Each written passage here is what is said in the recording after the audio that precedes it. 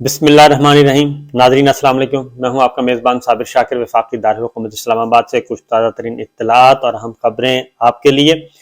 ایک طرف تو سیاسی میچ چل رہا ہے، پولیٹیکل میچ، سیاسی سرگرمیاں عروج پر ہیں، کچھ ہمیں نظر آ رہی ہیں، کچھ ہمیں نظر نہیں آ رہی، اور دوسری طرف بند کمروں میں متبادل سوچے جا رہے ہیں، option 1، option B, option C, یہ سوچے جا رہے ہیں، اور ساتھ ہی ساتھ جو سیکورٹی کی صورتحال ہے انتہائی بدتر ہو چکی ہے، اور نوبت یہاں تک آ چکی ہے کہ اسلام آباد میں غیر ملکی سفارتکار جتنے بھی ہیں ہمارے، انہوں نے سخت ترین تحفظات کا اظہار کیا، اور 4 بڑے سفارت خانوں نے اپنے ایک ایڈوائزری جاری کر دی۔ برطانیہ نے، امریکہ نے، سعودی عرب نے، اور اس کے بعد ایک اور ملک نے، 4 ملکوں نے، آسٹریلیا نے، ان ملکوں نے جاری کر دی ایڈوائزری اپنے سفارتکاروں کے لیے، سفارتکاروں کی فیملیز کے لیے، اپنے شہریوں کے لیے، کہ اسلام آباد جو ہے وہ خطرناک شہر قرار دیا جا چکا ہے۔ یہ نوبت آ گئی وفاقی دارالحکومت اسلام آباد جو بالکل پیسفل تھا، پرامن تھا، ہر چیز، بلکہ پورا ملک پرامن ہو گیا تھا، اس کو خوفناک قرار دے دیا۔ تو جب یہ معاملات بڑھنے لگے تو اس کے بعد پھر اندازہ ہوا کہ نہیں، کچھ زیادہ ڈوز ہو گئی ہے، اس کو ذرا کم کیا جائے۔ غیر ملکی سفارتکاروں نے تحفظات کا اظہار کیا، اور اس کے بعد پھر 100 غیر ملکی سفارتکاروں کو بریفنگز دی، اور اس بریفنگ میں ان کو مطمئن کرنا پڑا، اور مطمئن ہوئے یا نہیں ہوئے یہ تو آنے والے دنوں میں پتہ چلے گا کہ کیا امریکہ اپنی ایڈوائزری واپس لے لے گا، کیا برطانیہ ایڈوائزری واپس لے لے گا، کیا سعودی عرب اور آسٹریلیا اپنی ٹریول ایڈوائزری واپس لے لے گا۔ یہ آنے والے دنوں میں پتہ چلے گا کہ سفارتکار کتنے مطمئن ہوئے ہیں۔ تو پہلے ہی سوچنا چاہیے تھا کہ آخر یہ آگ کیسے لگی، کیوں لگی۔ پہلے ہی اگر سیکورٹی کے بندوبست ہوتے تو شاید یہ نوبت نہ آتی، لیکن اب غیر ملکی سفارتکاروں کو حساب دینا پڑ رہا ہے۔ بہرحال دوسری جانب قومی سلامتی کمیٹی کا اجلاس چل رہا ہے، اس کمیٹی کا یہ اجلاس بہت اہم ہے آنے والے دنوں میں، کیونکہ پاکستان جو ہے وہ چاروں طرف سے اس وقت گھرا ہوا ہے، انٹرنل اور ایکسٹرنل، دونوں طرح کے دشمن جو ہیں وہ ایکٹیو بھی ہو گئے ہیں اور اکٹھے بھی ہو گئے ہیں، اور ان دشمنوں سے کیسے نمٹنا ہے یہ بھی ایک بہت بڑا سوال ہے، کیونکہ خزانہ خالی ہے، اور خزانہ خالی ہو جب تو اس کے بغیر کوئی کام ہوتا نہیں ہے، نہ ہی کوئی آپریشن لانچ ہو سکتا ہے، نہ ہی کچھ اور ہو سکتا ہے۔ لیکن حیرت انگیز بات یہ ہے کہ یہ ساری باتیں اپنی جگہ، خزانہ خالی ہے، زر مبادلہ کے ذخائر کم ہو رہے ہیں، مہنگائی بہت بڑھ رہی ہے، یوٹیلیٹی سٹور سے سبسڈی واپس لی جا رہی ہے، اور دوسری جانب جو سرکاری ملازمین ہیں ان کی مراعات کو کم کیا جا رہا ہے، چھوٹے بڑے تمام ملازمین کو ان کے میڈیکل الاؤنس ختم کیے جا رہے ہیں، تنخواہیں نہیں مل رہی، سرکاری ملازمین کو تنخواہیں نہیں مل رہی، اور ساتھ ہی ساتھ ایک 22 مہینے سے A T V, Pakistan television کا ایک چھوٹا ادارہ ہے اے ٹی وی، اس کو 22 مہینے سے تنخواہ نہیں مل رہی، وہ ملازمین اپنے سڑکوں پر ہیں۔ یہ تو ہے اس وقت صورتحال، لیکن دوسری جانب حیرت انگیز طور پہ پولیٹیکل برائب جو ہے، سیاسی رشوت، اس کے لیے منہ کھولے ہوئے ہیں بوریوں کے، اور وہ دھڑا دھڑ پیسے تقسیم ہو رہے ہیں۔ کس طریقے سے ہو رہے ہیں؟ بڑے قانونی اور لیگل طریقے سے، اور وہ ہو رہے ہیں ترقیاتی فنڈز کے نام سے، ترقیاتی اسکیموں کے نام سے۔ 87 ارب روپیہ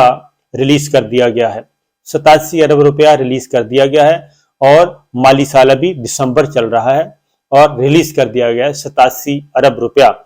کیوں ریلیز کیا گیا ہے؟ یہ ہے اصل میں مسئلہ، یہ ہے کہ الیکشن، کسی وقت بھی الیکشن اناؤنس ہو سکتے ہیں، اور یہ آ سکتی ہے مصیبت، اس لیے اپنے اپنے حلقوں کو سیدھا کیا جائے، لوگوں کو ساتھ ملایا جائے، اور کچھ خود بھی لیا جائے اور کچھ خرچہ بھی کیا جائے۔ تو یہ ایک 87 ارب روپے کی اماؤنٹ کی گئی ہے۔ تو اس سے آپ اندازہ کر سکتے ہیں کہ پاکستان کی گورنمنٹ کی، مراسلہ سرکار کی پرائورٹیز کیا ہیں۔ پرائورٹیز عوام نہیں ہے، عوام کی مہنگائی کا خاتمہ نہیں ہے، لوگوں کو سہولیات دینا نہیں ہے، اور بجلی کی قیمتوں میں اضافہ، گیس کی قیمتوں میں اضافہ، اور پیٹرولیم مصنوعات میں اضافہ، اور ڈالر بے قابو، سب کچھ۔ لیکن دوسری جانب یوٹیلیٹی سٹورز پہ ایک ریلیف ہوتا ہے، اور روٹی جو ہے وہ 25 روپے کی ہو گئی ہے، روٹی اور نان 25 روپے کا ہو گیا، اسی طریقے سے انڈے کا بھی یہی ہے۔ تو آپ خود اندازہ کر لیں کہ ایک ناشتہ کتنے میں ہو سکتا ہے۔ بہرحال یہ چیزیں آپ کو قومی ذرائع ابلاغ میں نہیں ملیں گی، کیونکہ میڈیا کو بھی بلینز کے حساب سے، کروڑوں اربوں روپے کا ان کو بھی فنڈ ریلیز کیا گیا ہے۔ وہ بھی ایسی خبریں آپ کو نہیں دیں گے جن میں کہ کوئی گورنمنٹ کی طرف کوئی انگلی اٹھے۔ نہیں، ایسا نہیں ہوگا۔ یہ تو ہے صورتحال گراؤنڈ پہ۔ لیکن دوسری جانب کیا ہو رہا ہے؟ انتخابات کی ڈیمانڈ کی جا رہی ہے، انتخابات نہیں دینے۔ عمران خان صاحب ایک سیاسی حقیقت بن چکے ہیں، زمینی حقیقت بن چکے ہیں، لیکن نہیں، ان کو بھی تسلیم نہیں کرنا۔ اور اگر ایک حقیقت انسان تسلیم کر لے اور تو 100 غیر حقیقی چیزوں سے چھٹکارا مل سکتا ہے، ہزاروں غیر حقیقی چیزوں سے چھٹکارا مل سکتا ہے، صرف ایک حقیقت انسان تسلیم کر لے جو سامنے نظر آ رہی ہے، ایک زمینی حقیقت۔ تو عمران خان ایک زمینی حقیقت ہے، پاکستان تحریک انصاف ایک زمینی حقیقت ہے، سیاسی حقیقت ہے، اس کو تسلیم نہیں کیا جا رہا اور اس کو بلکہ نگیٹ کیا جا رہا ہے۔ ڈینائل موڈ میں پہنچے ہوئے ہیں، نفی کے موڈ میں ہے، جی ہم نے نفی بس نہ کرنی ہے اور کچھ نہیں، ان کو نہیں تسلیم کرنا۔ الیکشن کی بات کی جا رہی ہے، الیکشن نہیں دینے، تو الیکشن سوچا جاتا ہے لیکن اس کے بعد پھر دوسری قسم کی بلیک میلنگ شروع ہو جاتی ہے، پولیٹیکل پلیئرز کی طرف سے، مراثہ سرکار کی طرف سے۔ وہ آنکھیں دکھانا شروع کر دیتے ہیں کہ جناب نہیں، ایسا نہیں ہو سکتا کہ آپ الیکشن ہمارے پوچھے بغیر ہی الیکشن کروا دیں، یہ نہیں ہو سکتا، یہ تو اب آپ ہم ایسا کمبل ہیں کہ آپ ہمیں چھوڑنا بھی چاہیں تو ہم نہیں آپ کو چھوڑیں گے۔ تو یہ صورتحال ہو چکی ہے۔ تو بہرحال یہ سارا کچھ ہو رہا ہے۔ اب عمران خان صاحب کو ڈسکریڈٹ کرنے کے لیے مزے کے بیانیے، میں نے آپ کو اس وقت بھی ہمارے ایک ہیں سابقہ دوست، وہ بڑے سینے پہ ہاتھ مار کے کہتے تھے کہ نیریٹو تو وہی ہوگا جو ہم چاہیں، میں بناؤں گا، نیریٹو وہ ہوگا جو میں بناؤں گا، جو ہم چاہیں گے وہی نیریٹو ہوگا۔ تو بھائی اب ذرا نیریٹو کیوں نہیں چل رہا؟ اس کی وجہ یہ ہے کہ نیریٹو چلتا ہے عوام کی امنگوں کے عین مطابق، جس میں عوام کی امنگیں شامل ہوں، عوام کی خواہشات شامل ہوں، عوام کی ول شامل ہوں اور عوام کی مرضی اور منشا کے مطابق ہوں، وہ نیریٹو چلتا ہے۔ وہ نیریٹو نہیں چلتا کہ جس میں عوام جو ہیں وہ کچھ اور سوچ رہے ہوں اور آپ ان پہ کچھ اور مسلط کرنے کی کوشش کریں۔ انڈیا کی دوستی کا ذرا نیریٹو بنا کے دکھائیں تو پتہ چل جائے گا، پرو کرپشن ایک نیریٹو بنائیں، پتہ چل جائے گا، کرپشن فری سوسائٹی کا نیریٹو بنائیں، لوگ اس کو دل سے تسلیم کریں گے۔ تو یہی کچھ ہو رہا ہے۔ تو ایک سیاسی حقیقت ہے، ایک زمینی حقیقت ہے، اس کو نگیٹ کرنے کی کوشش کی جا رہی ہے اور اس کے لیے باجوہ صاحب جو ہیں وہ گمنامی کی زندگی میں جانا چاہتے تھے، لیکن پھر پتہ چلا کہ نہیں، گمنامی کی زندگی میں اگر چلے گئے تو پرویز مشرف صاحب کو بھی یہی کہا کرتے تھے، جناب آپ تو بہت مقبول ہیں، آپ یہ ساری باتیں غلط ہیں، یہ کوئی وکلا تحریک میں کچھ بھی نہیں ہے جان، آپ بہت زیادہ مقبول ہیں اور آپ کی مقبولیت میں دن دگنی رات چوگنی اضافہ ہو رہا ہے۔ اس وقت ہمارے طارق عظیم صاحب ہوتے تھے، محمد علی درانی صاحب ہوتے تھے، وہ جا کے ان کو بتاتے تھے کہ سر بالکل ایسا کچھ بھی نہیں ہے۔ تو یہی کچھ باجوہ صاحب کو بھی کسی نے غلط فہمی میں مبتلا کر دیا کہ باجوہ صاحب آپ تو بہت مقبول ہیں، آپ ایک بات کریں گے وہ تو بہت چلے گی، بہت بکے گی۔ انہوں نے بھی یہ سلسلہ شروع کر دیا اور انہوں نے بلا کے اپنا بریف کرنا شروع کر دیا اور وہ بریفنگز جو ہیں وہ شائع ہونا شروع ہو گئیں، خبروں کی صورت میں، ولاگ کی صورت میں آنا شروع ہو گئیں۔ جب وہ آئیں تو اس میں پتہ چلا کہ یہ تو اپنا ایک دوسرے کے کپڑے اتارنے شروع کر دیے، یعنی کہ جن لوگوں نے عمران خان صاحب کو نکالا اب وہ آپس میں دست و گریبان ہو گئے ہیں، ایک دوسرے کے کپڑے اتار رہے ہیں اور اس بے تکے طریقے سے، بے رحم طریقے سے کپڑے اتار رہے ہیں کہ تن کوئی اس کا کوئی پورشن خالی نہ رہ جائے، وہ اس طریقے سے۔ اور اب وہ کہہ رہے ہیں عمران خان صاحب کسی نے غلط فہمی میں مبتلا کر دیا کہ ایک نیریٹو بناتے ہیں، نیریٹو یہ بناتے ہیں کہ باجوہ صاحب جو ہیں وہ تو بچانے والے تھے عمران خان کو، اور اصل میں عمران خان صاحب کو تو سپورٹ کر رہے تھے، اکانومی بھی باجوہ صاحب نے ٹھیک کی ہوئی تھی اور سب کچھ باجوہ صاحب کر رہے تھے، پولیٹیکل سیٹلمنٹ بھی باجوہ صاحب کر رہے تھے، یہ جو غیر ملکی جو دوست ممالک قرضہ دے رہے تھے وہ بھی باجوہ صاحب کی وجہ سے دے رہے تھے۔ تو یہ سارا کچھ تو کر رہے تھے، عمران خان کو تو کچھ نہیں آتا تھا، تو عمران خان کو تو لے کے چلنے والے ہی باجوہ صاحب تھے۔ تو باجوہ صاحب نے وہ نیریٹو آگے بیچنا شروع کر دیا، لیکن اس کا ہوا یہ کہ اس میں اب احسان فراموشی کی حد ہوتی ہے، ویسے کوئی حد ویسے اب تو نہیں ہے احسان فراموشی کی۔ تو باجوہ صاحب نے یہ کیا، اب جو چیزیں سامنے آئیں کہ اصل میں خوف ہے، ایک اصل مسئلہ یہ ہے جو میں آپ کو بتا رہا ہوں، وہ یہ ہے کہ جس طریقے سے پرویز مشرف صاحب کے خلاف آہستہ آہستہ آرٹیکل 6 کی کاروائی آگے بڑھی تھی، جو انہوں نے نومبر 2007 میں ایمرجنسی لگائی تھی اور آنریبل کورٹس کو، آنریبل ججز کو انہوں نے قید کر دیا تھا اور معزول کر دیا تھا، وہ ایمرجنسی ان کو لے ڈوبی اور وہ ایمرجنسی کی وجہ سے ہی، اس ایمرجنسی کی وجہ سے ہی ان کو سزائے موت کی سزا سنائی گئی اور اس کے بعد وہ سخت ترین سزا سنائی گئی۔ اور وہ آج اس حالت میں ہیں تو وہ اس نومبر 2007 کی ایمرجنسی کی وجہ سے ہیں۔ اب کیا کیا جا رہا ہے؟ اب پھر عدلیہ پہ حملہ کیا جا رہا ہے تاکہ عدلیہ کو اتنا گندا کر دیا جائے۔ میں کہہ رہا ہوں نا کہ احسان فراموشی ہے کہ کسی کو معاف نہیں کرنا، کسی لائک مائنڈیڈ کو معاف نہیں کرنا، کسی کو چھوڑنا نہیں ہے، کیونکہ مسئلہ یہ ہے کہ وہ کہتے ہیں کہ میری طرف سے انگلیاں آ رہی ہیں اور میرے سارا ملبہ مجھ پہ پھینکا جا رہا ہے، یہ سارا کچھ مجھ پہ آ رہا ہے۔ لہٰذا کیونکہ پرویز مشرف صاحب نے بھی جب مشرف صاحب کو سزا ہونے لگی اور کیس چل رہا تھا تو اس میں انہوں نے کہا کہ نہیں جی یہ چیف جسٹس عبدالحمید ڈوگر صاحب کو بھی شامل کریں اور وہ فلاں کو بھی شامل کریں، شوکت عزیز صاحب کو بھی شامل کریں، کابینہ کو بھی شامل کریں تاکہ پرویز مشرف صاحب بچ سکیں۔ یہ تھا،